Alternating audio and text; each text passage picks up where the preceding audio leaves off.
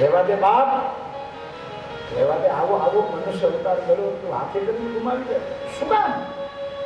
બોલે નહીં બાબા, મને મરી જવા દે, મારે નથી રહી. નહીં બેટા, મરાય નહીં. આપઘાત કરવાથી 7 અવતારો મળે. બહુ દુઃખી થઈ. અને બેટા હું સાધુ છું. સાધુ જેનું બાવડું પકડે ને એને મેળવે. આપણે સાધુના બાવડા પકડીએ એમ નહીં, બરાબર સમજો. આપણે તો જરૂર હોય જાણે કે પકડીએ પાછા પડે છોડી દઈએ. પણ બાપ સાધુ જેનો હાથ પકડી લે છેક સુધી પહોંચાડી. બેટા હું તને મરવા નહીં દઉં. બોલે બાપુ હું જીવી શકું એમ નથી, મારાથી જીવાય એમ નથી. લેકિન ક્यों? क्या बात है? क्यों देना नहीं चाहती? सफेद कपड़ा पहनेली स्त्री रही बड़ी बापजी, હું સૈન્યની સાધવી હું जैनी साथी. हाँ तो मुझसे भूल हो गई, मुझसे गलती हो गई, मेरे पेट पर धक्का. ધ્રુજી ગયા છે બેટા. હા બાપુ, હું કાલ સમાજને મોઢું નહીં બતાવી શકું. કાલ સમાજ મને પૂછશે કે તારા પેટમાં કોનું પાપ છે, તો હું આ સમાજને જવાબ શું કહીશ, મોઢું શું બતાવીશ? એના કરતા મને મળી જવાય બાપુ. મુર્દાજી ના પાડે છે, નહીં બેટા હવે તો મરવા નહીં જ દઉં. એક તો તું સ્ત્રી એટલે મને સ્ત્રી હત્યા લાગે, બીજું તારા પેટમાં બાળક છે એટલે મને બાળ હત્યા લાગે. હવે મરવા નહીં દઉં. પણ બાપુ મારાથી જીવાય એમ નથી. તારે જીવવું પડશે બેટા, તારા બાળકને ખાતર છે. બોલે બાપુ સમાજ મને પૂછશે, मैं क्या मुंह दिखाऊंगी इस समाज को? समाज जब मेरे बेटे का बाप का नाम पूछेंगे, मैं क्या बताऊंगा? इस बात का बाप कौन है, ऐसा जब समाज मेरे पास जवाब मांगे, प्रत्युत्तर मांगे, तो मैं क्या बताऊंगा? इसलिए मुझे मत जाने दीजिए बाबा. मुद्दा से लड़ी गया, नहीं बाप तुम्हारी દીકરી છે, હવે તને મરવાનો દઉં, તું હાલ મારા આસ્પતાલ. પણ બાપુ મારી પાસે સમાજ જવાબ આપશે, એ જવાબ આપી દેશે. પણ શું જવાબ આપો? જેનું બાળકો એનું નામ આપી દે ને, બોલે બાપુ એનું નામ ના પાય તો એને આબરૂ જાય, એને મરવું પડે. હું એને પ્રેમ કરું, એનું નામ નહીં દઈ શકું. તો મારે કંઈક નામ આપવું પડે, નહીં તો જીવી ન શકું. બેટા નામ આપે તો જીવી શકે? બોલે હા. નામ અપાય તો જીવી જા? બોલે હા.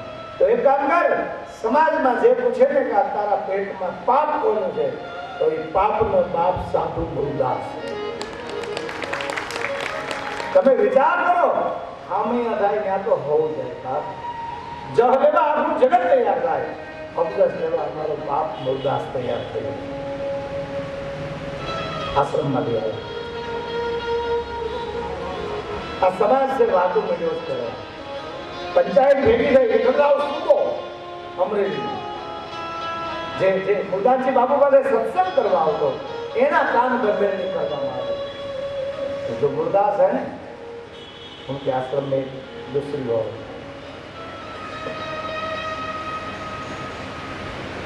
बिना शादी से उनके पेट में बच्चा है. पूरी अमरेली में निंदा पकड़ी होने लगी, पूरी अमरेली में. इस समाज का नियम है, सरकार ये करते हैं ना तो पत्रिका बांटनी पड़ती है. तो जो असत्य है उनके लिए जाहिरात की कोई जरूरत नहीं, अपने आप फैल जाएगा. दूसरा अफवाहें अपने आप फैलती है. पूरे अमरेली में बातें होने लगी. વિઠ્ઠલરાવ સુબાઈ એના માણસોને મોકલ્યા, જાઓ બાઈને બોલાવો. બાઈ જો આ પાડે તો હું હાચી માનું. સુબાના માણસો બોલાવાયા છે, તને પંચાયત બોલાવે. બાઈ રડી પડી. રતનભાઈ એનું નામ છે, રતનભાઈ. બોલે બાપુ હવે હું આને જવાબ શું આપીશ, મોઢું શું બતાવે? મુરદાસ બાપુ એ માથે હાથ મૂક્યો, બેટા દીકરી રડાઈ જા. અરે પણ બાપુ હું શું કહું? મને હમણાં પૂછશે, મને ખબર છે મને પૂછવાના કે તારા પેટમાં બાળક કોનો, આનો બાપ તો. હા તો બધાને કે ને જા જા કે છે મોટા, પણ બાપુ તમે મારા બાપ છો, હું તમારું નામ કેમ આપું? મુર્દાજીએ માથે હાથ મૂકીને કીધું, બેટા મારું નામ ન દે તો તને રામ દુહાય છે. આ દેશનો સાધુ કહીએ. રતનભાઈ આવી રોતા રોતા જાહેરમાં કીધું, મારા પેટમાં બાળક છે સાધુ મુરદાસ. જે અમરેલીમાં મુરદાસ બાપુ બજારમાં નીકળે, લોકો 100 મહિનાના છોકરા પગમાં નાખી દેતા, બાપુ આની માથે હાથ મૂકો અને આશીર્વાદ આપો. ઈના એ અમરેલીએ મુરદાસ બાપુને અવળે ગધેડે બેસાડે. ઈનું એ અમરેલી આ સમાજ ઘડીકમાં આગે બેહાડે. સાધુએ આ બધી તૈયારી રાખવી જોઈએ. બાપ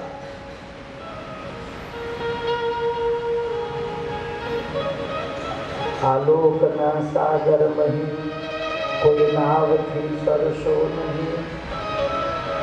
કોઈ સુભીએ રડતા રડતા લીધી દિયા, આલોકના સાગર મહી કોઈ નાવથી સરસો નહીં.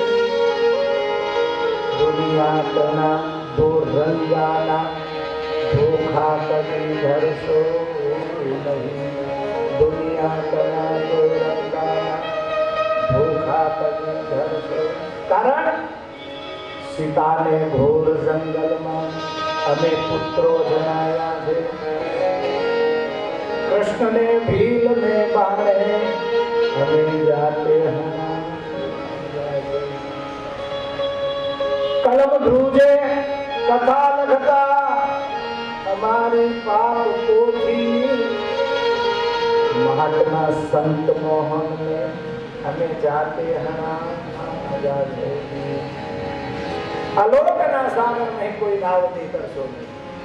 જે અમરેલી હાથી ઉપર બેસાડતી એની અમરેલી મહાત્મા મુરદાસ ને ગધેડા ઉપર બેસાડી, મોઢા પર મંચ લગાડી, પગરખાનો બૂટ ચપ્પલ નો હાર પહેરાય.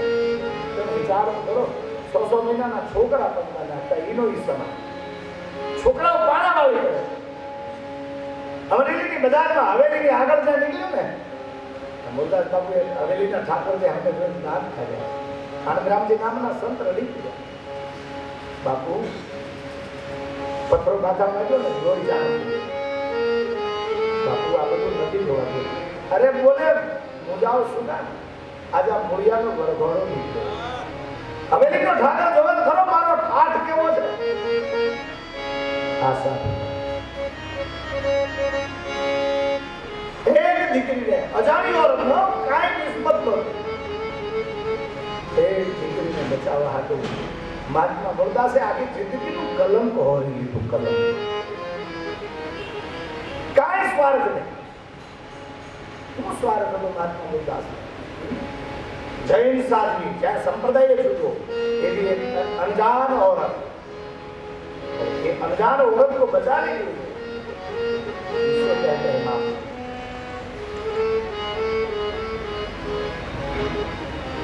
कथा तो बहुत मोटी है. मुरदास बाबूए ખેડી નદીને કિનારે ઝૂંપડી કરી, બાઈને સમય વીતવા લાગ્યો, પ્રસૂતિનો ટાઈમ આવ્યો, દીકરીનો જન્મ થયો. રતનભાઈને એક દીકરી જન્મી, એનું નામ છે રાધા. અને દીકરીનો પ્રસવ થયો ને એટલે ભૂખ લાગી. બાપુ મને ભૂખ તો લાગી.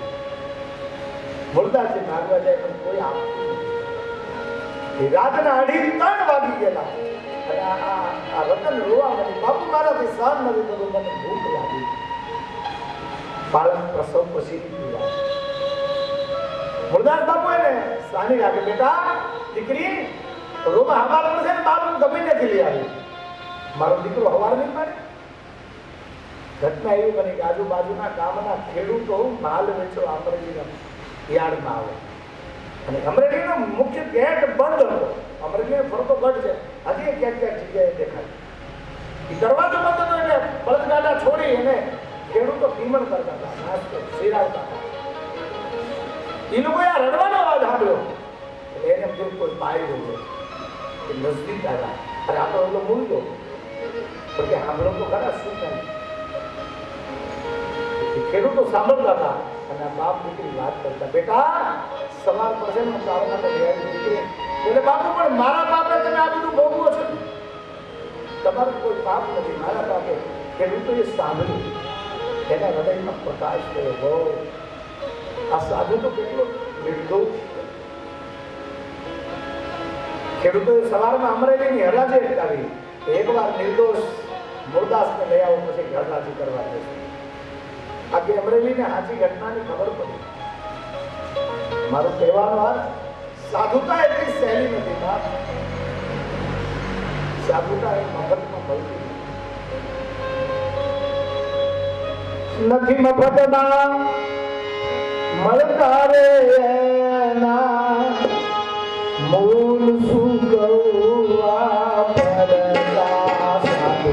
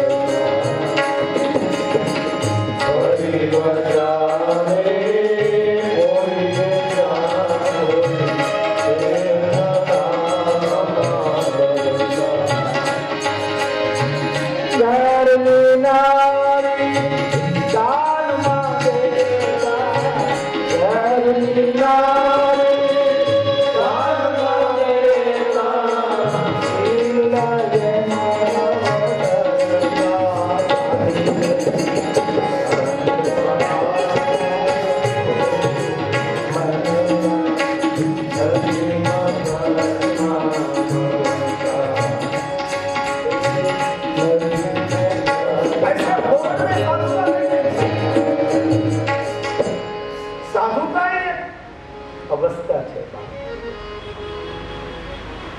માન અપમાનની જેને પરવાર ન હોય. નારદજી ગયા છે તો કોઈ માન નથી. મહારાણી મેનાને સમજાવે છે, દેવી આમ શું કામ કરો? બોલે નારદ અમે તમારું શું બગાડ્યું? આવો મૂર્તિઓ બતાવ્યો અમને, ગળામાં સર્પ વિદ્યા છે, અમંગલ વેશ. નારદજી સમજાવે, દેવી સર્પ ગળામાં નાખીને આવ્યો એનો અર્થ થાય કે કાળને જીતીને આવ્યો.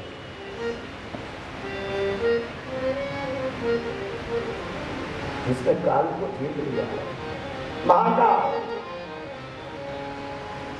घणું સમજાયા. વિષ્ણુ ભગવાન આવ્યા, બ્રહ્માજી નહીં, હું આવા વગર નહીં, મારી દીકરીને આમ નહીં આપું. દરેક માં સમજો, માને દીકરીની બહુ ચિંતા. દીકરાની ચિંતા ઓછી હોય, ભલે દીકરો વાલો હોય બધું, પણ માં છે ને એ સમજી શકે દીકરી ઉજેરી બીજાને આપવાની.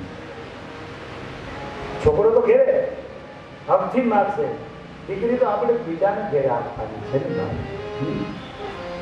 ભારતીય પરંપરા હે, પારકી થાપણ આપણે એમ કહીએ. એ તો હવે સારું છે, ભગવાનની કૃપા છે બાપ, આટલા બધા સુખ છે. એક સમય એવો હતો, એક વખત દીકરીને પરણાવો ને પછી બાપના ગામના ઝાડવા જોવાના મળતા. मैं आपको क्या बताऊं, हमारे सौराष्ट्र में कच्छ से आपने जो कच्छ में है, कच्छ में से भरतपुर એવા દીકરીઓ છે, મેં જોયો છું, હું એને મળેલો છું, મારા ગામમાં છે કચ્છ. એ ફરી કચ્છમાં ક્યારે હેગાત નથી. કોઈની બાપના ગામના પણ જવા દે તો જાય ને બાપ.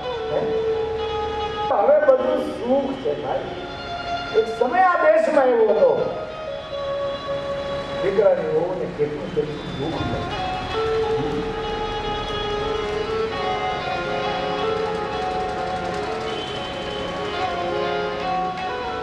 દીકરી કોકની યાર સમાચાર મોકલે, મારા બાપુજીને કહેજો ને માથાનું તેલ આપી દે અને દીકરીનો બાપ બિચારો તેલ લઈ જાય, એને ઘર સુધી મળવા ન દે, ડેલી રાખવા, ડેલી ત્યાંથી તેલ લઈ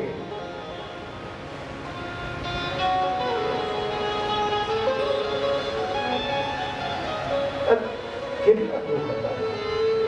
અને એ દીકરી છે ને માને બધું કહીએ છે, મા એને સમજી શકે. મા દીકરીનો નાતો અદભુત નાતો. દીકરીની વધારે ચિંતા ના કરે. પણ આને તમે જુઓ, સારો પતિ મળે એટલા માટે દીકરી વાર રહેતી હોય, વ્રત કરતી હોય, કરે છે. છોકરાઓ નથી કરતા, દીકરીઓને જા, કારણ કે એને ખબર છે કે બીજાને ઘેર જવા वो અમાનત હે ને.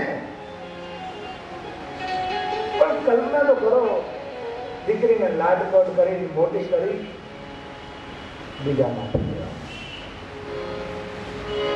અને આપણા દેશની દીકરીઓ સુખ હોય દુઃખ હોય